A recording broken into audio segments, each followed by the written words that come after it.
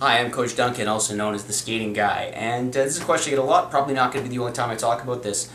People ask me, so what's really important with kids hockey, with kids teams? What's the most important thing to do? What do you work on? Are systems important? Are skills important?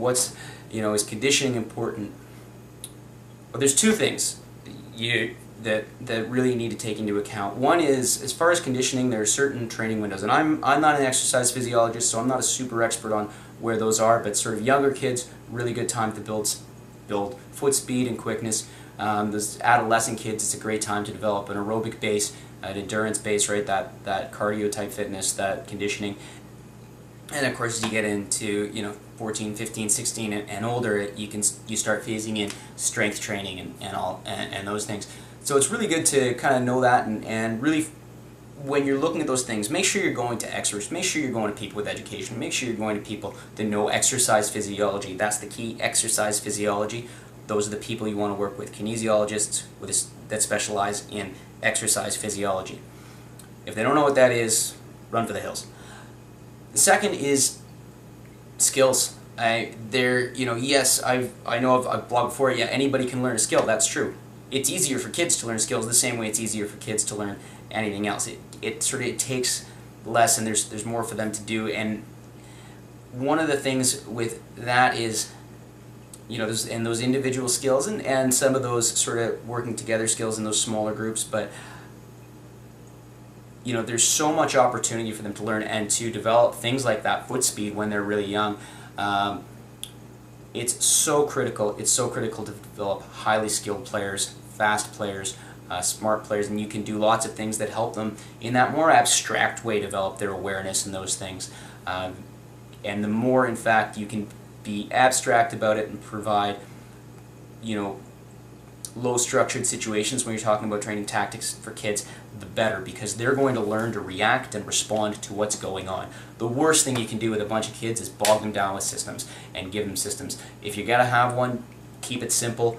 I try to have almost none with kids, and it costs us games. We'd win more games if I trained systems, but we're not out there to train hockey teams. We're out there to develop hockey players, and skills are going to be the thing that gets them to the next level. They're going to be the thing that gets them noticed. Those skills and those instincts and that awareness and that ability to read and react to the play and plan and all those things. And those things are not developed by X and O practices. They're absolutely not.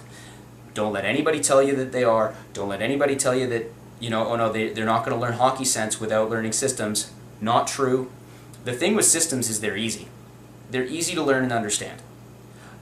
They can be explained they can be explained to anybody, and anybody can learn them and learn to do those things and do those things at the right time and develop those good habits, right? Especially and with kids, we can start training those good habits and then turn them into sort of team systems as they get older. Anybody can learn a system. My dad, who's in his 60s, I can teach him hockey systems. I do from time to time. We'll be watching a game. He'll go, "What's going on there?" And I'll explain. I'll explain. "Oh yeah, that's a post pass, right?" That he'll go, "Why did he just clear it up the boards like that?" I'll say, "Because he knew that his teammate was going to be up on the boards like that," or "Why are they doing this, that, or the other?" I'll explain to him. He'll understand, and with a little bit of practice, if he could skate, he'd be able to do it. So if players can learn that when they're 16, 17, 18, 20 years old, 25 years old, anybody can learn a system. It takes a whole lot more work to undo, years of poor training and skills and to rebuild skills. I've done it with players, and it's hard, it takes a lot more work to repair things that weren't focused on early on and weren't given enough attention early on than it does to teach a system later on.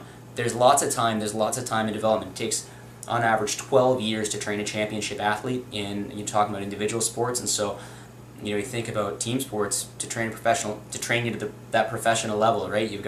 It takes 12 years for a player to get to that highest level they're going to get at, sometimes longer, and then it takes them all that time for all the things to fall into place to have those successful seasons and be on those successful teams. And all those things there's time for. But getting there, the basis is having the skills to execute the systems that they're going to need later on, to execute the plays and tactics that they're going to need to do later on in their lives as hockey players. And the other thing about skills is they're transferable to other sports, and they just make you more athletic all around. So they're going to be better at, just that, building that competency. It's going to make you better at whatever sport you want to do. And that's going to help you in the long term as a person in your fitness. The more successful you can be at a sport you pick up, especially if you've been a competitive athlete when you're younger and you sort of have to phase into that recreational mode, which really we competitive athletes are not good at. We're not happy when we're terrible at things, unless we're so terrible that we don't care. I'm the worst bowler in the world, and I love going bowling with other people who are the worst bowlers in the world. But anything with where you can score a goal, where you put a ball between two posts, or there's running or anything, I get super competitive. And if I'm terrible at it, I don't do it. If I get out there and try something and I just can't handle it, I'm bad at it, I hate it. So the more you can work on those skills and those general, right, and that stuff, the more later in your life, you're going to be a more active adult, which is going to make you healthier, which is going to give you a higher quality of life. So there's all kinds of reasons to make sure that kids get skills training, skills training, skills training, skills training, skills training. And there's time later for all of the tactical stuff.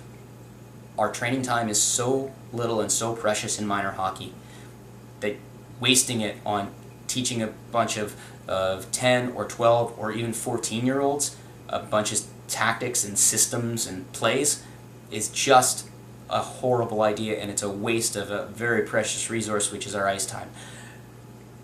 Skills first, and when it comes to conditioning, make sure you're dealing with people that know what they're talking about. When it comes to skills, make sure you're dealing with people that know what they're talking about and know what they're doing.